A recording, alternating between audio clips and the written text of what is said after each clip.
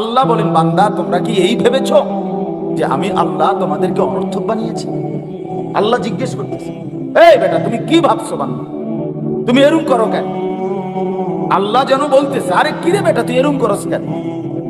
তুই যে একটা সেজদা দেস না, তোর ভিতরে যে কোনো ভদ্রতা মনুষ্যত্ব বলতে কিচ্ছু নাই, তোর ভিতরে যে ইসলামের কোনো অনুশাসন বলতে কিছুই নাই, তুই যে আমার কোরআনের একটা লাইনও পড়তে পারস না, তুই যে বেটা আমার কোনোদিন ফজরের নামাজে সেজদা দেস না, আরে বান্দা তুই কি মনে করছো না তুই এমনি বানাইছি? এমনি ওয়ান্নাকুম ইলাইনা লা তুরজাউন। আল্লাহ তাআলা বলেন, বান্দা এও কি মনে করেছো যে আমার কাছে তোমাকে ফেরত আসতে হবে না? হ্যাঁ, তুমি মনে করছো এই গুড্ডি ছেড়ে দিছি আমি? আরে না বান্দা, আমি সুতা ছাড়ছি, নাটাই ছাড়ি না। আল্লাহ যেন বলে, বান্দা আমি সুতা ছাড়ছি, নাটাই ছাড়ি। নাটাই বোঝেন না, যেটা সুতা কড়ে যেটা হাতে রাখে সেটা নাটাই বলে। আল্লাহ তাআলা বলেন, আমি সুতা ছেড়ে দিয়েছি 30 বছরের, 60 বছরের, 70 বছরের, কিন্তু নাটাই আমার হাতে। নির্দিষ্ট সময়ের মধ্যে আমি আল্লাহ আমার মালাকুল মউতকে পাঠিয়ে 1 সেকেন্ড দেরি করব না, তোমাকে নিয়ে আসবো, তোমাকে নিয়ে আসবো। এই জন্য দয়া করে ভাইয়া আমি ছাড়তে রাজি না। আমি তো প্রথমেই বলে নিছি, যার কষ্ট হয় সে চলে যাবে, পরে আসলে হইব আবার আইসা শুনবে, অথবা আবার আইসা আবার উঠবে, অসুবিধা কি? কোনো সমস্যা না, সবাই শুনতে হবে, এটাকে জরুরি না, কিন্তু গাফলতি না। আমরা মুসলমান ভাইয়া, আমরা মুসলমান। আমাদেরকে আল্লাহ তাআলা সবচেয়ে বড় সম্পদ দান করেছে, আমরা জানলাম না আর কি। ইমানের চাইতে বড় কোনো সম্পদ। 7 আসমান জমিন, নবীজি বলছে 7 আসমান জমিন যদি এক পাল্লায় রাখা হয়, কালেমা লা ইলাহা ইল্লাল্লাহ এটা যদি আরেক পাল্লাতে রাখা হয়, নবীজি বলছে কসম কালেমার পাল্লাটাই ভারী হবে, এতটা উঁচু। এক বিন্দু ইমানের দাম আল্লাহর নবী বলছে কমপক্ষে 10 দুনিয়া বরাবর জান্নাত। এক জাররা ইমানের, এক বিন্দু পরিমাণ ইমানের, জাররার কোনো পরিমাপ নাই। অণু, পরমাণু, ইলেকট্রন, প্রোটন, নিউট্রন, এগুলো যাই আমাদের বিজ্ঞানের ভাষায় ক্ষুদ্রাতি ক্ষুদ্র অংশ, কিন্তু জাররা এটা বিজ্ঞানের ভাষাতেও কোনো এই ক্ষুদ্র অংশের কোনো পরিমাপ নাই। জাররা এত সামান্য, কেবল মানে বিজ্ঞানের কাছেও এটার হিসাব নাই, এখনো নাই, এত সামান্য। এই সামান্যটুকু ইমানের দাম আল্লাহ নবী সাল্লাল্লাহু আলাইহি সাল্লাম বলছেন কমপক্ষে 10 দুনিয়া বরাবর জান্নাত।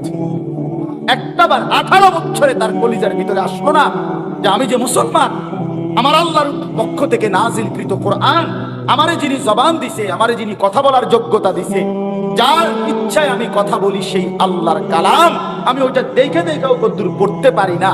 এর চাইতে বড় ব্যর্থতা, এর চাইতে বড় পরাজয়, এর চাইতে বড় অপদস্থতা খোদার কসম আর কিছু হইতে পারে।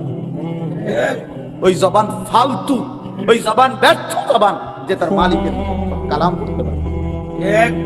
জানো না, প্রয়োজনে তর্ক করিও আমার, কারো হিম্মত হইলে তর্ক করো, যুক্তি দাও, আমি আলাদা বসুন তোমার।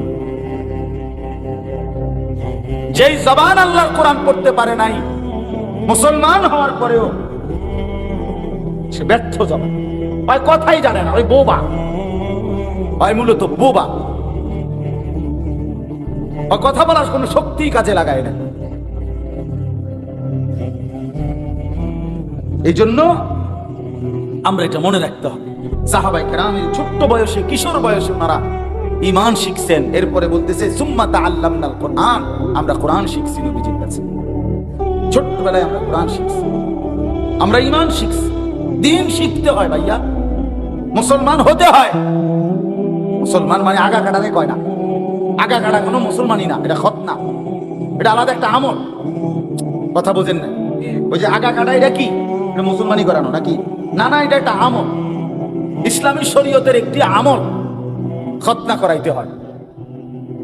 এটা খতনা, এটা ফিতরাত, এটা একটা স্বাভাবিক আমল, ইসলামের সুন্নাত আমল, ঠিক আছে, এটা কিন্তু মুসলমানই না। এটা মুসলমান আগা কাটতে হয় না, মুসলমান সেজদা দিয়ে হয়, মুসলমান আল্লাহর নাম দিয়ে হয়, মুসলমান ইমানের মাধ্যমে হয়। বলেন রাসূলুল্লাহ সাল্লাল্লাহু আলাইহি ওয়াসাল্লাম বলেন, ফারকু মা বাইনানা ওয়া বাইনাল কুফরি আস-সালাহ, আমাদের মাঝে আর কাফেরের মাঝে পার্থক্য নামাজ।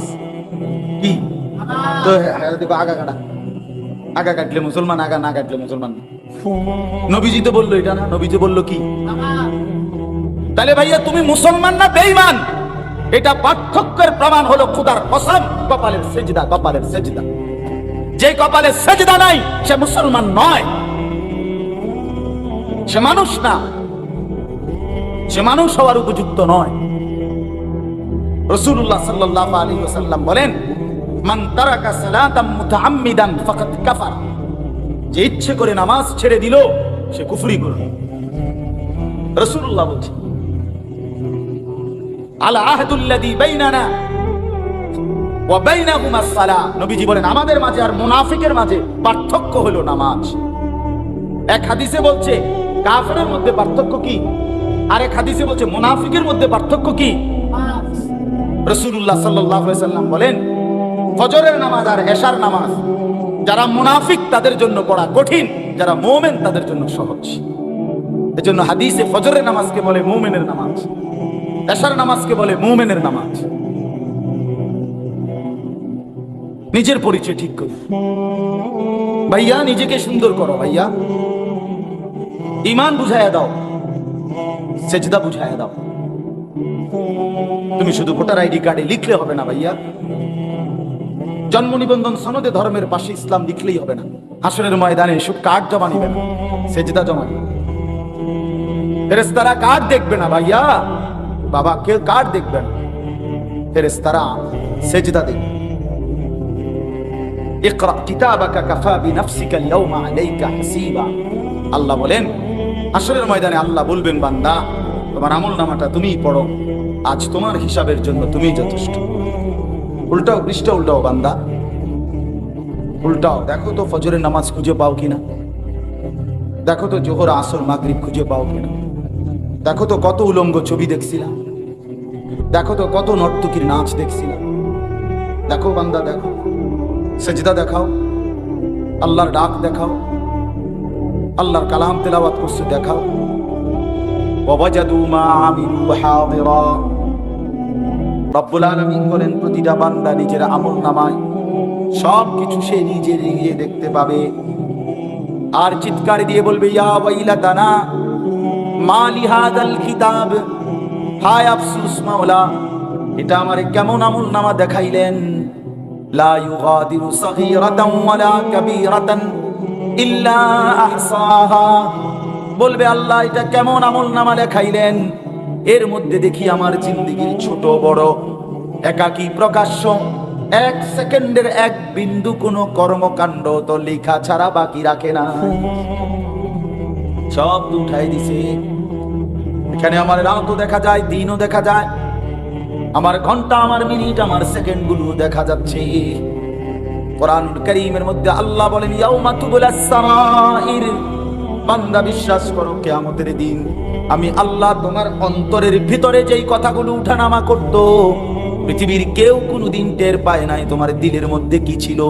আল্লাহ বলেন কিয়ামতের দিন বান্দা সেই দিলের ভেতরের কথাগুলো আমি আল্লাহ তোমার সামনে খুলে দেব, খুলে দেব। ফালা ইয়ালামু ইযা বুসিরা মা ফিল কুবুর ওয়া হুসিলা মা ফিস সুদুর, আল্লাহ বলেন জানো কি বান্দা, যখন কবর থেকে উঠানো হবে, হাসরের ময়দানে দাঁড় করানো হবে, তখন কিন্তু বান্দা দিলের ভেতরের কথাগুলো পর্যন্ত খুলে দেওয়া হবে, এক শব্দ আড়াল হবে না, আমারও না, তোমারও না, হুজুরেরও না, পাবলিকেরও না, সবাই হিসাব দিতে হবে, আমিও, তুমিও, আপনিও। এজন্য ঈমান শিখেন, কোরআন শিখেন, দ্বীন শিখেন, নিজের হায়াত কদর করেন, হায়াত কদর করেন, আল্লাহকে সেজদা করেন ভাইয়া। যে কপালে সেজদা নাই ওই শয়তান, সাফ কর। যে সেজদা দেয় না সে সরাসরি শয়তান, সরাসরি শয়তান, ইবলিস। এটা মারদুদ, এটা মালউন, এটা রাজি, এটা অভিশাপ যোগ্য। কেন? প্রমাণ কি? প্রমাণ কোরআন। এ যারে ইবলিস কয়, যারে শয়তান কয়, তারে 1 ঘন্টা আগেও 1 মিনিট আগেও তারে কোনো শয়তান বলতো না। বলতো হেরে আগে শয়তান নিকুত, কিন্তু শয়তান বলছে কখন থেকে? এই যখন থেকে সে প্রথম একটি মাত্র সেজদা দেয় নাই, নাকি একটি সেজদা দেয় নাই, আল্লাহ বলছে সেজদা করো, উসজুদু লি আদম, সে সেজদা করে নাই আল্লাহ তাআলা এর পরের শব্দ থেকেই শুরু হয়েছে, তার নাম শয়তান।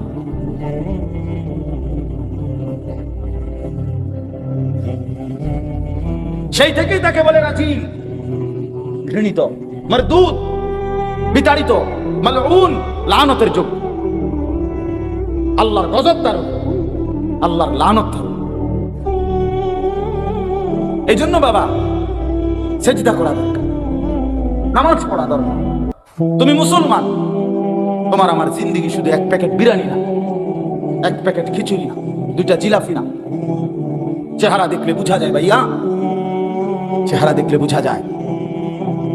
এখানে যে কয়জন নওজোয়ান ছেলে পড়ছো, যদি 50 জন হয়ে থাকো, 45 জনই নামাজ পড়ো নাই, চেহারা দেখলেই বোঝা। আমি গুনে গুনে বলতে পারো, আমি একজন একজন করে বেনামাজি নাফরমান দাঁড় করাইতে পারো ইনশাআল্লাহ। আশা করি 50 জন দাঁড় করাইলে 45 জনই ঠিক হবে। বেনামাজি দেখলেই চিনা যায়, বেনামাজি দেখলেই চিনা যায়। কেমনে ঘুমাইবা আল্লাহর নাফরমান? এই ছেলেরা কেমনে ঘুমাইবা? কেমনে ঘুমাইবা বাপ? ফেরেশতা যদি একটা লাথি মারে, ঘুম অবস্থা যদি একটা লাথি মারে, একটা লাথি মারে যদি, কোন লজ্জা! এটা কি জিন্দেগি? এটা কি জীবন ভাই?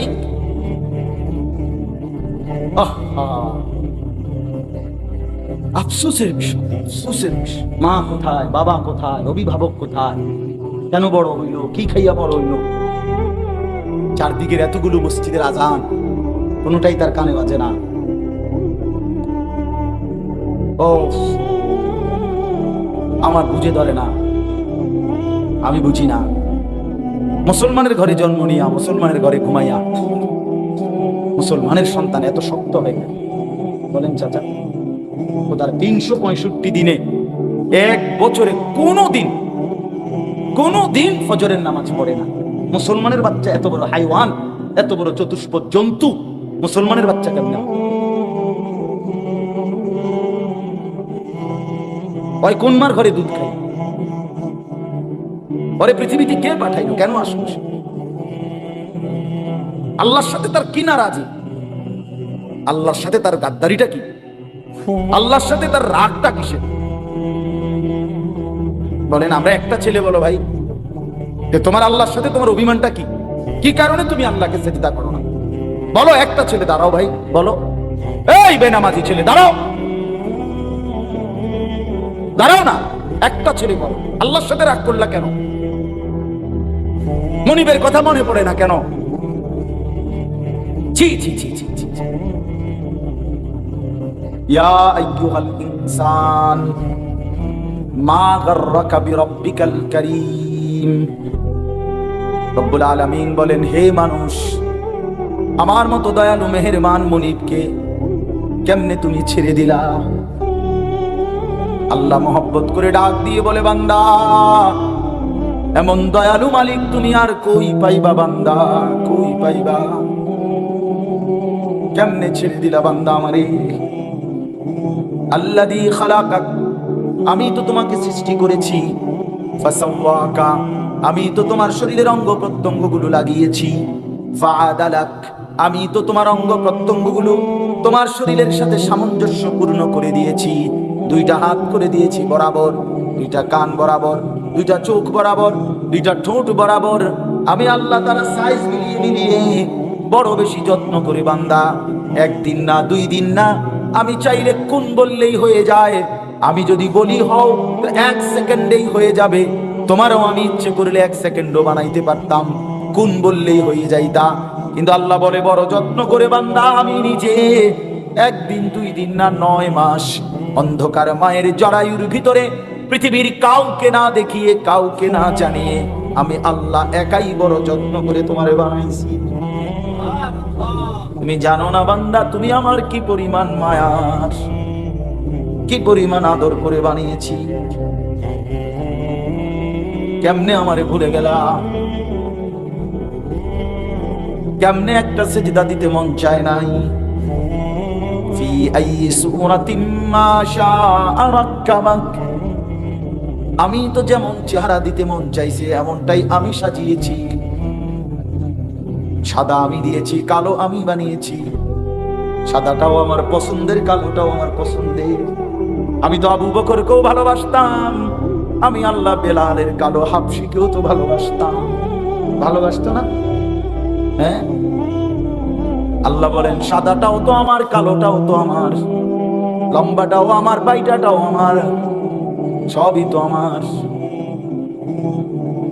আল্লাহ আমাদেরকে বুঝ দান করেন। আমার ভাই, আমার বন্ধু, ফিকির চাই, ফিকির চাই। হায়াত একবারই আসে। দুনিয়া আমাদের জন্য যার যেটুকু বরাদ্দ এতটুকু। অফিস সামাই রিজকুকুম, কোরআনের স্পষ্ট আয়াত। আল্লাহ বলছে তোমাদের সকলের রিজিক আসমানে, খেতে না, খেতে না, ব্যাংকে না, চাকরির স্থলে না, তোমাদের রিজিক আসমান। সেখানে ফয়সালা হয়, এখানে বন্টন হয়। কথা বোঝেন না? ফয়সালা হয় কোথায়? আসমানে, বন্টন হয় এখানে জমিন। আল্লাহ জমিনে বন্টন করে। এটা নাহনু কাসামনা বাইনাহুম মাঈশাতাহুম ফিল হায়াতিদ দুনিয়া, এটা সরাসরি কোরআনের আয়াত। আল্লাহ বলেন আমি দুনিয়ার জীবনের মাঈশাত, উপার্জন মানুষের আমি আল্লাহ কাসামনা, আমি আল্লাহ বন্টন করে থাকি। এই জন্য আপন 2 ভাই 1 মার ফুট, মা দোনোজনের হাত বুলাই দিছে। মা দোনো ফুটের লেগে কি দোয়াটা করছে, কিন্তু 1 ফুট কোটিপতি, আরেক ফুট ফকির। মা তো দোনোজনের জন্য সমান দোয়া করছিল, করছিল না? তো এমন হয়ে গেল কেন? এমন হলো কেন? মূলত ফয়সালা কোথায়? হ্যাঁ, রিজিক আসমানে ভাইয়া। এই জন্য আমি অনুরোধ করছি, রাত অনেক হয়েছে। আমি আজকে দিনের বেলা আসলে খুব ব্যস্ত ছিলাম। সারাটা দিন জোহরের আগ থেকে আমাদের অনেকগুলো কাজ ছিল, বিশেষ করে আমাদের হেফাজতে ইসলাম বাংলাদেশের অনেক কাজ ছিল। এই সাংগঠনিক অনেক মাগরিবের পরে আমি দুপুরের খানা খাইছি, মাগরিবের নামাজ পড়ে। এরপরে আমি আমার চান্দিনা মাদাইয়ার কাছে বয়ান ছিল, ওইখানে গিয়ে পৌঁছতে পৌঁছতে এশার আজান দিয়ে ফেলছি। অথচ বয়ান করার কথা ছিল ওইখানে মাগরিব বা। এই সব মিলাই আবার ওইখানে আমি বয়ান করে এশার নামাজ পড়ে আবার দৌড়াই আসছি এখন এখানে। এই যখন মাওলানা সালেহ আহমদ বলতেছে তখন আমি দৌড়ে তাড়াতাড়ি আসতেছি, যেহেতু মাইক ছেড়ে দিছে। 2-3 জন ছেলে ভাইও আমার সাথে আসছে, তারা রাস্তা দেখায়। তো আমার ভাই, আমার বলার উদ্দেশ্য হলো কোরআনুল কারীমের মধ্যে আল্লাহ তাআলা বলছেন, এই আয়াতের তরজমাটাই বলি শেষ করি। আল্লাহ তাআলা বলেন লাকাদ মান্নাল্লাহু আলাল মুমিনিনা ইদ বাআসা ফীহিম রাসূলাম মিন আনফুসিহিম। আল্লাহ তাআলা বলেন আমার মুমিন বান্দারা, তোমাদের উপরে আমি আল্লাহ তাআলা এই পৃথিবীর যা কিছু দিয়েছি বান্দা, বিশ্বাস করো এই সব কিছুর চাইতে সর্বশ্রেষ্ঠ যেই দয়া, দান, নিয়ামত আমি তোমাদেরকে দিয়েছি মুমিনদেরকে, সেটা হলো আমি আমার শ্রেষ্ঠতম প্রিয় রাসূল আমার বন্ধু মুহাম্মদকে তোমাদের জন্য দিয়েছি। ইদ বাআসা ফীহিম রাসূলাম মিন আনফুসিহিম। রব্বুল আলামিন বলে মুমিন দুনিয়া আমি সবাইকে দিছি বান্দা, এটা তেমন আহামরি আমার কিচ্ছু না। ভাত মাছ চাল ডাল, স্ত্রী সন্তান, আলো বাতাস রোদ বৃষ্টি, অর্থ সম্পদ মাল দৌলত, ক্ষেত ফসল ফুল ফসল, এগুলো তো আমি রব্বুল আলামিন সবাইকে দিয়েছি। কিন্তু তুমি জানোনি মুমিন, আমি আমার রাসূল, আমার বন্ধু, আমার সবচেয়ে কলিজার টুকরাকে তোমার জন্য দিয়েছি। ইদ বাআসা ফীহিম রাসূলাম মিন আনফুসিহিম। জন্য আমাদের জীবনের সবচেয়ে বড় পাওয়া, আল্লাহ আমাদেরকে রাসূল দিয়েছেন। আলহামদুলিল্লাহ, আলহামদুলিল্লাহ, রাসূল দিয়েছেন আমাদেরকে। আল্লাহ বলে, বান্দা শোনো, এই বন্ধুকে আমি অনেক আগে শুরুতেই বানিয়েছিলাম, বড় বেশি যত্ন করে আমি বন্ধুকে আমার কাছে আগলায় রাখছিলাম। সোয়ালা কাম্বিয়ার উম্মতরা, সব নবীর উম্মতরা আমার বন্ধুকে চেয়েছিল, আমি দেই নাই, বারবার ফিরায় দিছি। তোমরা আমার আখিরি বান্দা, এবার বন্ধুকে তোমাদেরকে দিয়ে দিয়েছি। ওহ, কত বড় নিয়ামত আল্লাহ তাআলা আমাদেরকে দিয়েছেন, এত বড় রাসূল আমাদেরকে দিয়েছেন। গোটা কায়নাত আল্লাহ তাআলা, গোটা কায়নাত সাজিয়েছেন যার ভালোবাসায়, সেই প্রিয়তম রাসূলকে আমাদেরকে দিয়েছেন। আরশে আজিমে নিয়া মেরাজে আল্লাহ তাআলা বলছে, বন্ধু আপনারা এখন যেখানে না দাঁড় করাইলাম, এর উপরে আমার কোন সৃষ্টি আর নাই, এর উপরে শুধু আমি আল্লাহ, এর উপরে আর কোনো মাখলুক নাই। সমস্ত মাখলুক এই মুহূর্তে আপনার কদমের নিচে, আপনি সমস্ত সৃষ্টির উপরে। কাজে এটাই বুঝে নেন, আমি আল্লাহর পরে সমস্ত মাখলুকের উপরে, এখানেই আপনার মর্যাদা। হ্যাঁ, আর আর কি, আর একদম উঁচু জায়গায় না, এর উপরে আমার কোনো সৃষ্টি নাই, সর্বোচ্চ উপরে আনছি আপনারে, দাঁড় করাইলাম। এবার আমনে ডানে বামে চারিদিকে কদ্দুর চান, আমার গোটা সৃষ্টিটা একটু নজর দিয়া দেখেন। দেখে আপনারে বললাম, এই শুনেন, এই গোটা সৃষ্টি জগতের রব আমি, আর রহমত আপনি। আমি রব্বুল আলামিন, আপনি রাহমাতুল লিল আলামিন। যত কিছুর রব আমি, তত কিছুর রব রহমত আপনি। সুবহানাল্লাহ, আজিমুশ শান নবী আমার, অনেক বড় মর্যাদা আমার। বাবা আন্দাজি করি নাই আমরা, রাসূলকে আন্দাজি করি, কত বড় নিয়ামত আল্লাহ আমাদেরকে দিয়েছে। সেই নবীকে আমরা প্রতিনিয়ত প্রত্যাখ্যান, কোনো মূল্যায়নই করলাম না। 12 বছরের ভিতরে কোনোদিন জিজ্ঞাসা করলো না যুবক যে আমি যেই নবীর উম্মত, সেই নবী চুল রাখতেন কি? কেমন আফসোসের ব্যাপার বাবা। আমি যেই রাসূলের উম্মত, তিনি কি করতেন, তিনি কিভাবে খাইতেন, ঘুমাইতেন, হাঁটতেন, বসতেন, উঠতেন, চলতেন, তিনি কিভাবে রাত কাটাতেন, দিন কাটাতেন। মানুষ তো অনুসরণ করেই, মানুষ মাত্রই অনুকরণ প্রিয়। মানুষ যে কোনো মানুষের স্বভাব, মানুষ কাউকে না কাউকে কি করে, অনুসরণ করে। এটা তার সৃষ্টিগত অভ্যাস। একেবারে ছোট বাচ্চা, 2 বছরের বাচ্চাও কাউকে না কাউকে কি করে, অনুসরণ। মাকে অনুসরণ করে, বাবাকে অনুসরণ করে, ভাইকে অনুসরণ করে। তাহলে আমরা যারা এখানে বসছি, জোয়ান বুড়ো, আমরাই বলেন, তাহলে আমাদেরও তো কাউকে না কাউকে আমরা অনুসরণ করি। তা আমরা এত বড় শ্রেষ্ঠতম রাসূল আল্লাহ আমাদেরকে দিলেন, আমরা তাকে অনুসরণ করতে আপত্তি কিসে? তোমরা এই কয়জন ছেলে যারা বসছো ভাই, তোমাদের কয়জনে মনে পড়ছে এটা? এগুলো কার মতো চুল রাখছো বাপ? কার মতো? একটু পর পর এই পর্যন্ত 50 বার মাথার চুলিটারে ফিরাইছো, আমি দেখছি না? এই ছাগলামি, এই মাতলামি, এই আহাম্মকি, বোকা কে শিখাইলো তোমার? তোমার মতো বেউকুফ কি বাজারে ওঠে? হ্যাঁ, তুমি চুলিটা বড় করলা, আবার তুমি এটারে কত পারবো মিনিটে মিনিটে এটা পিছিয়ে ফিরো। তো এটা যখন তোমার অসুবিধায় হয় বেশে, তো এটার সামনে বাড়াইলা কেন? আর যদি এটা সুবিধাজনক হয়, তো এটার পিছের দিকে ফিরাও কেন? মানে এর চাইতে বড় অসুস্থতা আমার তো আর কিছু মনে হয়। এটা আমার ভুল হইতে পারে, বুঝ বা আমার দেমাগ বলে আর কি, যে কি রে বেড়ায়, হে নিজেই এটারই একটা অসুবিধায় আছে, একটু পর পর এটারে ফিরা। তাহলে তুমি যে এটা একটা অসুবিধাতে আসো, তো এটা বাড়াইয়া মানায় কেন? আর যদি বলে না অসুবিধা নেই, তো এটা নিয়ে খচর খচর করো। তোমার কি কামড়ায়? তোমারে কোন পাগলে এটা বুদ্ধি দিছে যে এটা ফ্যাশন, যে চুলের একটু পর পর পিছের দিকে ফিরানো? একটা সুস্থ একটা ছেলে বলে হুজুর আমি এটা ফেসবুকে পাইছি, ইউটিউবে পাইছি, অমুক গবেষকে বলছে একজন বুদ্ধিমান বিচক্ষণ যুবকের পরিচয় একটু পর পর চুল ফিরানো। এটা কোথায় আছে? সিয়াম কম, তুমি বাইর করে দাও, তোমার বাইর করে দাও তুমি। না তোমরা তো শিক্ষিত ছেলে, তোমরা কম কই এটা কই পাইবে? এটা কি? এটা এক ধরনের অসুস্থতা ছাড়া, মানসিক বিকৃতি ছাড়া আর কিচ্ছু না। এটা কোনো কাটিং এর, কাটিং এর কি আছে? কাটিং এর একটা অসুস্থতা, এটা অসুস্থতা ভাইয়া। এ তো কাফেরের চুল, মেসি মুসি কইয়া লাভ নেই। মূলত সরাসরি এটা কাফেরের চুল, এটা দাজ্জালের চুল, এটা আবু জেহেলের চুল, এটা জাহান্নামীদের চুল। হ্যাঁ, আমি তিনটার উপরে কোরআন সুন্নাত থেকে দলিল বলতে পারি। কোরআন শরীফে আছে আল্লাহ তাআলা হাশরের ময়দানে জাহান্নামীদের ব্যাপারে আল্লাহ বলবে ফেরেশতাদেরকে যে চুলের সামনের বড় অংশ আর দুই ঠ্যাং ধরে জাহান্নামীকে আলগি দিয়া জাহান্নামে মার। কোরআন শরীফ, অতএব বুঝা গেল এটা জাহান্নামীদের চুল। দুই, আল্লাহ তাআলা আবু জেহেলকে কোরআনে আছে, আল্লাহ তাআলা আবু জেহেলকে বলছে, আবু জেহেল তুই বেশি বাড়াবাড়ি করছিস, তোরে আমি হাশরের ময়দানে তোর সামনের বড় চুল ধরে তোরে নিচের দিকে ফেলাইয়া তোরে আমি বেইজ্জতি করব।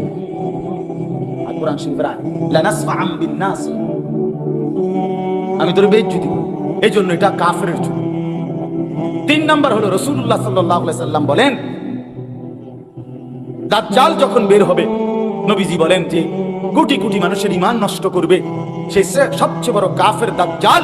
এই দাজ্জালের চুল নবীজি সরাসরি বলছে কাতাত, এলোমেলো, আউলা ঝাউলা, এবড়ো থেবড়ো, স্বাভাবিকতার পরিপন্থী, মুসলমানের স্বাভাবিক সমাজের মানুষের যুগ যুগ ধরে চলমান ধারার পরিপন্থী, বিশ্রী বিকট বিশ্রী কাটিং, এটা হবে দাজ্জালের চুল। নবীজি বলছেন, কসম আল্লাহ, তোমার বিশ্বাস না হলে তুমি অন্য হুজুরের দিকে।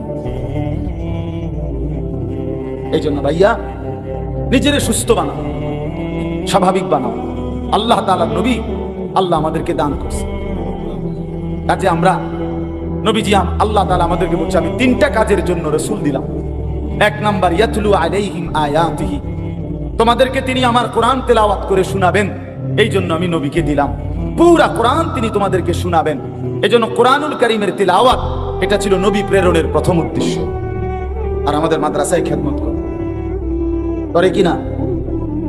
দুই নাম্বার, ওয়ায়ুযাক্কিহিম, আল্লাহ তাআলা বলেন মানুষের অন্তর পবিত্র করা, অন্তর বিশুদ্ধ করা, সমস্ত মন্দ অভ্যাস থেকে বাঁচিয়ে উত্তম অভ্যাস দিয়ে অন্তর সাজিয়ে দেওয়া, এটা ছিল নবীর দ্বিতীয় দায়িত্ব।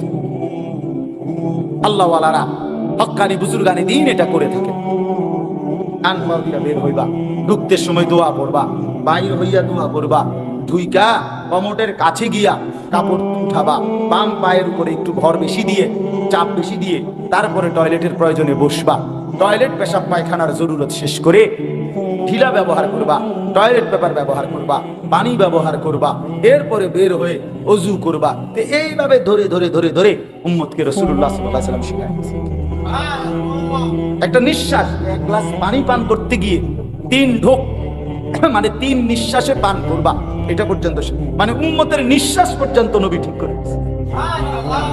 নিঃশ্বাসটা পর্যন্ত একটা সুতা আল্লাহ তাআলার পক্ষ থেকে বাদ দেয়। এই জন্য আমার কথা শেষ, আমরা শ্রেষ্ঠতম রাসূল, প্রিয়তম রাসূল পেয়েছি। আমাদের নবী আমাদেরকে পুরা বলে গেছেন ভাইয়া, কোনো কিছুর জন্য আমরা বেঈমানের কাছে, কাফের মুশরিকের কাছে ধর্ণা দেওয়ার উপযুক্ত না, উচিত না, উচিত না। নবী সাল্লাল্লাহু আলাইহি ওয়াসাল্লাম বলছেন, আনা লাকুম মিসলাল ওয়ালিদ, আমি তোমাদের পিতার মতো, ওয়া আল্লিমুকুম কুল্লা শাই, আমি সব কিছু তোমাদেরকে শিখিয়ে দেব। সব শিখাইছেন, সব বলেছেন। আজকে অনেক ছেলে, আমি যদি শক্ত কথা বলেও থাকি ভাইয়া, তোমাদের কারো অকল্যাণ চাই নাই, কারোর সাথে কোনো দুশ্মনীও নাই, কারো প্রতি কোনো আলাদা কোনো বিদ্বেষ নাই, যে তোমার সাথে আমার আলাদা ঝগড়া চাইছিয়া পাইছি সুবিধা মতো চুরে নিলাম, এমন কিছু ভাই না, না বলো না ভাইয়া, এমন কিছু, এটা এমন কিছু, কারো দুশ্মনী নেই কারোর সাথে। কিন্তু বাকি এই চুলগুলো স্বাভাবিক বানাও। যাদের দাড়ি নাই, দাড়ি রাখার চেষ্টা করে। যে দাড়ি রাখে না সে সরাসরি আল্লাহর সাথে গাদ্দারি করে, এটা মনে রাখবেন। যে দাড়ি কাটে সে কিন্তু আল্লাহর সাথে বিদ্রোহ করে। সে বলে আল্লাহকে, এই খোদা তুমি দিবা আমি কাটবো, তুমি দিবা আমি কাটবো, তুমি দিবা আমি কাটবো। আর আল্লাহকে সে শেষ পর্যন্ত বলে, এই খোদা আমি বেড়া হইলে তুমি খোদারে দেখাই দিমু, তুমি দিতে পারো কতক্ষণ, আমি কাটতে পারি কতক্ষণ। এই গাদ্দা শেষ পর্যন্ত আল্লাহ যেন বলে, হ্যাঁ বান্দা, হ্যাঁ আসো, বাদে না দুগা খাইতে আছো না, খাইতে থাও, সমস্যা নাই, কবরে আইতা না, তুমি আমার কাছে আসতে হবে না, তখন কথা হবে। আমি তোমার সাথে তখনই কথা বলবো, এখন আপাতত তো দুনিয়া চালাইতেছি, দুনিয়া খাইতে থাকো। দুনিয়া আমি গরু ছাগলেরও খাওয়াই, তোমারও খাওয়াইলাম, যাও খাও, দুনিয়া আটকাবো না। তা কবরে আইসো, তখন কথা হবে। তখন কি, তখন কথা হবে। এই জন্য দাড়ি না কাটা উচিত, চুল স্বাভাবিক রাখা উচিত। আর শেষ কথা হলো ছেলেরা, বাবা আমার আল্লাহর দোহাই 5 ওয়াক্ত নামাজ পড়ো। ভাই আমার, বন্ধু আমার, নামাজবিহীন মুসলমান থাকে না। আর ঈমানবিহীন আখিরাতে পরকালে বিশ্বাস এক ঢোক পানি মিলবে না, এটা আল্লাহর ওয়াদা। দুনিয়াতে আল্লাহ বলছেন অনুগত অবাধ্য সবাইকে আল্লাহ তাআলা রিজিক দেন, কিন্তু আখিরাতে কবরে হাসরে মিজানে ফুলসেরাতে পরকালে একেবারে কসম আল্লাহ, আল্লাহর ইবাদত বিহীন সেজদা বিহীন এক ঢোক পানি কোন নাফরমানকে দিব। আখিরাত সত্য, কোরআন যেহেতু সত্য, আখিরাতও সত্য। নবীজি এবং কোরআনের যেহেতু দুনিয়াবি বিষয় তথ্যগুলো সত্য, ওইগুলোও সত্য। এই জন্য ইনশাআল্লাহ দ্বীনকে ভালোবাসে, ওলামায়ে কেরামের সাথে সম্পর্ক রাখে, মাদ্রাসাকে ভালোবাসে। এই যে মাদ্রাসাগুলো কষ্ট করে, ছোট ছোট মাদ্রাসা, অনেক কষ্ট করেই প্রতিটা মাদ্রাসা, শুধু আখিরাতের আশায়। মানে আমরা বুঝি না এমন না, যে মসজিদের ইমাম সাহেবের বেতন 6,000 8,000, বেচারা বেকুব না আসে। সবাই আপনারা যদি ভাত মাছ খাইয়া বড় হন, তো ওনারাও তো ভাত মাছ খেয়েই বড় হয়েছে। কিস্তি লাগাইলে, কিস্তিতে টাকা নিলে অথবা সুদে টাকা লাগাইলে এত এত লাভ হয়, এটা বেটা বুঝবে না কেন? না বুঝার কি আছে? কিন্তু বেটা আটকাইছে আরেক জায়গায়, বেটা আটকাইছে আখিরাতে। সে কলিজার মধ্যে এটা বিশ্বাস করে, আমার দুনিয়াই শেষ না, আমার আখিরাত আছে, আখিরাত আছে। এই জন্য হারাম খায়, অবৈধ উপার্জন করে। আর আখিরাত যে ভুলে যায়, সে সারা দুনিয়া গিল্লা খাইতে চায়, সারা দুনিয়া গিলে খায়। এই জন্য ভাই, দ্বীন মানার মধ্যে কামিয়াবি, আল্লাহকে মানার মধ্যে কামিয়াব। আমরা কেউই বোকা না।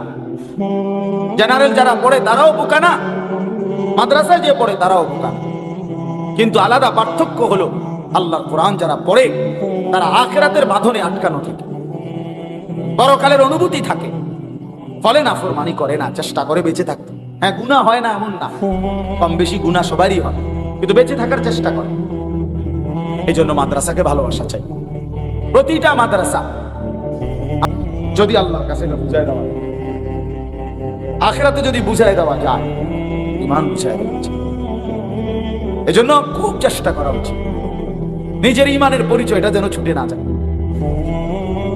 ছুটে না। আমি জানেন, আমি উত্তরবঙ্গ ছিলাম, দিনাজপুর। অনেক মুসলমান সামান্য একটু খাবারের লোভে, অভাবের কারণে নিজের এই ঈমানটা বিক্রি করে ফেলছে, খ্রিস্ট ধর্ম গ্রহণ করে, কাদিয়ানি হয়ে যায়। এই দুনিয়ার সামান্য একটু লোক, সহজ সরল মুসলমান, সাধারণ মানুষ।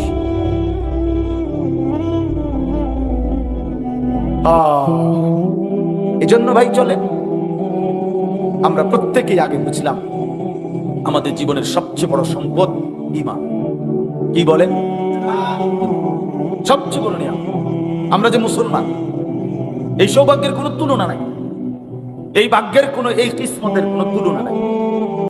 কোন যোগ্যতা ছাড়া আল্লাহ তাআলা দয়া করে আমাদেরকে এক ঈমানদার মা বাবার ঘরে জন্ম দিয়েছে। আমাদের কোন যোগ্যতা নেই। যে ছেলেটা হিন্দুর ঘরে জন্ম নিল, আমি মুসলমানের ঘরে জন্ম নিলাম, ওর কোনো ব্যর্থতা না, আমার কোনো সফলতা না, বরং সবটা কার ফয়সালা? আল্লাহর ইচ্ছা। সেই ঈমান যদি কেউ হারিয়ে ফেলে, যেটা আল্লাহ তাআলা আদর করে, ভালোবেসে, দয়া করে দান করছেন, হ্যাঁ, সেইটা যদি কেউ হারিয়ে ফেলে, এর চাইতে বড় জুলুম, এর চাইতে বড় জুলুম আর কি হইতে? মানুষের ঈমান কিন্তু চলে যায় ভাই। কুফরি করলে ঈমান চলে যায়, শিরিক করলে ঈমান চলে যায়। মানুষ জানেও না, মুসলমান জানেও না, ঈমান যে শিখতে হয় এটাও জানে না। মনে করে যে লা ইলাহা ইল্লাল্লাহু মুহাম্মাদুর রাসূলুল্লাহ পড়ছি, আমি পাক্কা মুমিন। না না, এটা তো ঈমানের কালেমা, এটা তো ঈমানের বাক্য। আমার শায়েখ আল্লামা মুফতি মুশতাকুর নবী সাহেব অনেক সময় বলে, যে মনে করেন এই কাগজে আমি লিখলাম যে চ আকার চা, চ আকার চা, তো এটাই তো চা, ঠিক না? কথা বলে না? এই যে চ আকার চা লিখলাম, চা, তো এটাই তো চা না? না না, এটা তো চায়ের শব্দ না, এটা চা, এটা তো বানাইতে হবে চা। চা পাতা, চিনি, পানি, ওই তিনটা গরম করলে যেটা হয় এটা না চা, এটা তো চায়ের শব্দ। তওবা তওবা তওবা, এটা তো তওবার শব্দ, তওবা। আস্তাগফিরুল্লাহ আস্তাগফিরুল্লাহ, এটা তো তওবার শব্দ, বাক্য। কিন্তু তিন জিনিস একত্র হলে তওবা হয়, তিন জিনিস একত্র হলে চা হয়, তিন জিনিস একত্র হলে ঈমান হয়। কলিজার বিশ্বাস, জবানের উচ্চারণ, অঙ্গ প্রত্যঙ্গের বাস্তবায়ন। তাসদীক বিল জিনান, ইকরার বিল লিসান, আমাল বিল আরকান। তিন জিনিস দিয়ে বুঝাই দিতে হয় ঈমান। কলিজা দিয়ে বুঝাইতে হয়, জবান দিয়ে বুঝাইতে হয়, সারা দেহ দিয়ে বুঝাইতে হয়। এই জন্য ভাইয়া এটা বড় সম্পদ, শিখতে হয়, ঈমান শিখতে হয়। ঈমান শিখার জিনিস। হাদিসের মধ্যে আছে রাসূলুল্লাহ সাল্লাল্লাহু আলাইহি ওয়াসাল্লাম, ওনার একজন কিশোর সাহাবী ছিল, তিনি বর্ণনা করছেন, জুনদুব ইবনে আব্দুল্লাহ রাদিয়াল্লাহু তাআলা। উনি বলেন, আমরা কয়েকজন কিশোর যুবক, ওয়া নাহনু ফিতিয়ানুন হাযাবিরা, আমরা ছিলাম টকবগে যুবক, কিশোর, অল্প বয়সী, এখনো যুবক পূর্ণ হই নাই। এই বয়সেই আমরা নবীজির কাছে কয়েকজন টকবগে তরুণ, টকবগে কিশোর, আমরা নবীজির কাছে আসলাম। আয়েশা কুন্না মা'আন নবী, আমরা নবীজির কাছে থাকতাম, কিছুদিন ছিলাম। থাইকা কি করলাম? এই কিশোর বয়সে আমরা প্রথম ফাতাআল্লামনাল ঈমান ক্বাবলা আন নাতাআল্লামাল কুরআন, আমরা নবীজির কাছে প্রথম কোরআন শিখবার আগে, আলিফ বা তাসা শিখবার আগে ঈমান শিখলাম। আগে কি শিখলাম? কিশোর বয়সে ঈমান শিখতে হয়। এই যে স্পষ্ট সাহাবী বললেন যে আমরা নবীজির কাছে কি শিখলাম? ফাতাআল্লামনাল ঈমান, আমরা ঈমান শিখলাম। ক্বাবলা আন নাতাআল্লামাল কুরআন, কোরআন শিখবার আগে। সুম্মা তাআল্লামনাল কুরআন, সাহাবী বলতেছেন এরপরে আমরা কোরআন শিখতে শুরু করলাম, আলিফ বা তাসা থেকে শুরু করলাম। এবার কি হলো? ফাজদাদনা বিহি ঈমানান, কোরআনের প্রতি অক্ষর আমাদের ঈমান বাড়াইতে থাকলো, ঈমান বাড়াইতে থাকলো। এজন্য দোস্ত আমার, বন্ধু আমার, ভুলে গেলে চলবে না, আমরা মুসলমান, আমাদের ঈমান আমাদের বড় সম্পদ, এটা যেন হারিয়ে না যায়, কোনোভাবেই যেন এটা না হারায়। যে ঈমান হারা সে সর্বহারা, যে ঈমান ওয়ালা তে সব ওয়ালা। জুতু মেরা তো সব মেরা, যখন আল্লাহ আমার তো সবই আমার, আসমানও আমার, জমিনও আমার। যখন আল্লাহ আমার নয়, কিছুই আমার নয়, কিছুই আমার নাই। আগার একটু নেহি মেরা তো কুই শাই নেহি মে, যখন আল্লাহ আমার নয় তো কিছুই আমার। এই জন্য আমরা প্রত্যেকেই ঈমান শিখা দরকার। আমরা যে 7টা কথা বলি, এটা বোঝা উচিত যে আমি এটা কি। যেমন আমানতু বিল্লাহি ওয়া মালাইকাতিহি ওয়া কুতুবিহি ওয়া রুসুলিহি ওয়াল ইয়াউমিল আখির ওয়াল কদরি খাইরিহি ওয়া শাররিহি মিনাল্লাহি তাআলা ওয়াল বা'সি বা'দাল মাউত, এটা কি? আমি যে বললাম আমি ঈমান আনতেছি আল্লাহর প্রতি, তো আল্লাহর প্রতি কি কি ঈমান আনতে, কি আল্লাহর প্রতি ঈমান বলতে কি বোঝায়? ওয়া মালাইকাতিহি, ফেরেশতাদের প্রতি আমি ঈমান আনলাম। ফেরেশতাদের প্রতি ঈমান মানে কি, কি জিনিস সেটা? ওয়া কুতুবিহি, আল্লাহর পক্ষ থেকে নাজিলকৃত কিতাব সমূহের প্রতি আমি ঈমান আনলাম, সেটা কি? কোরআনের প্রতি আমার ঈমান কি হওয়া উচিত? কোরআনের প্রতি আমার ঈমানটা হবে কি? কোরআন তো আল্লাহর কিতাব কিনা বলে, তো এটার প্রতি আমাদের ঈমান রাখি যে একটি কিতাব আছে, মুসলমানদের ধর্মীয় গ্রন্থ কোরআন শরীফ, যেটা মসজিদের তাকের মধ্যে থাকে অথবা বাসায় স্টিলের আলমারির মধ্যে থাকে, এইটা ওইখানেই রেখে দেওয়া, হ্যাঁ, মুছে ঝাইরা মুছা ওইখানেই রেখে দেওয়া, কখনোই না ধরা, কারণ এটা আল্লাহর কিতাব, সাবধান, এটা তো কোনো ফালতু ফালতু কোনো জিনিস না, এটাকেও ধরা যাবে না, ছোঁয়া যাবে না, ধরলে গুনাহ হবে, ক্ষতি হবে। হ্যাঁ, এটা এইভাবে রেখে দেওয়া, মাঝে মধ্যে মন চাইলে চুমা দেওয়া, খালাস। আমাদের দেশের মসজিদগুলোর কোরআন শরীফের মেইন হালাত কি? ইনসাফের সাথে বলেন। এক এক মসজিদের মধ্যে 20টা 50টা করে কোরআন শরীফ আছে না? এগুলোর হালাত কি? কি পরিমাণ মজলুম এগুলো! কে পড়ে এগুলা? কে ধরে?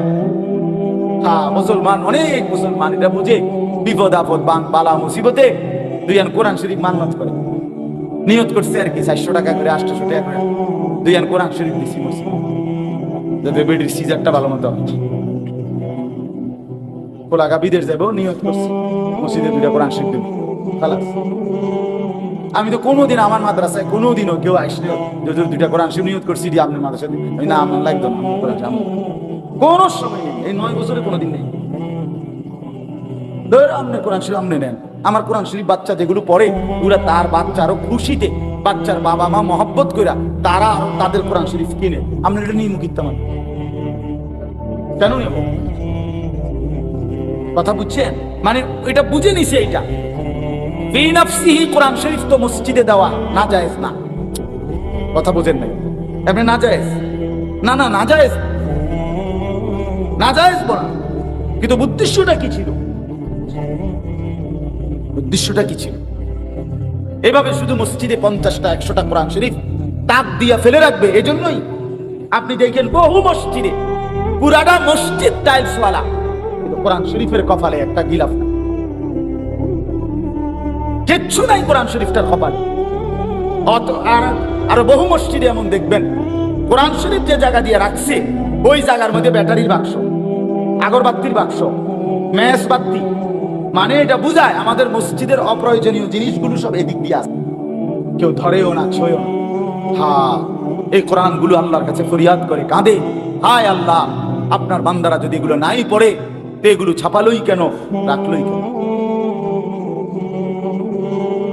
وقال الرسول يا ربي إن قوم اتخذوا هذا القرآن مهجورا।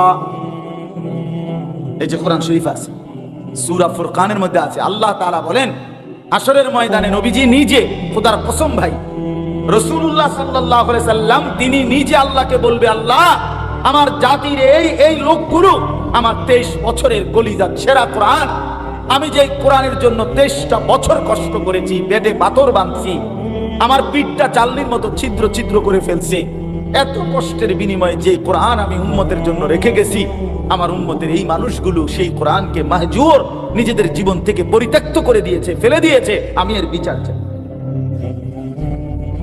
বিশ্বাস করেন ভাইয়া, হাশরের ময়দানে রাসূল বিচার প্রার্থী হবে, তখন কি জবাব হবে?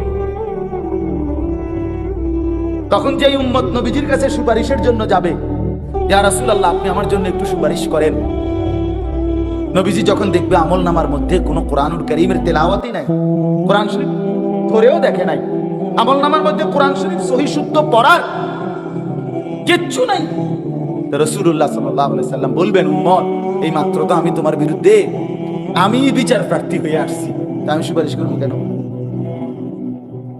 আমি তো তোমার বিরুদ্ধে বিচার করে দিয়েছি, তা আমি তো এখানে তোমার বিরুদ্ধে বিচার প্রার্থী, আমি তো বাদী, তোমার জন্য আমি সুপারিশ কেন করব? তুমি কেন মনে করলা না আমারে? কেন মনে করলা না? তোমরা ছেলেরা বলো ভাই, পৃথিবীর কত কিছু তোমরা পড়লা, আল্লাহর কোরআন কেন পড়লা না?